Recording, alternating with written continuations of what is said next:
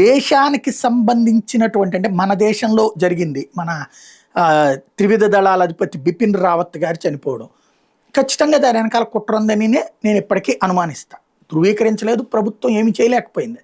But అది నేను అనుమానిస్తా.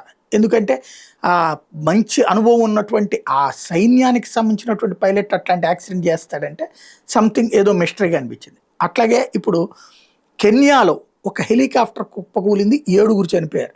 Wild life శాంక్చురీని ఆకాశంలో నుంచి చూసేందుకు వెళ్ళినటువంటి హెలికాప్టర్ అది.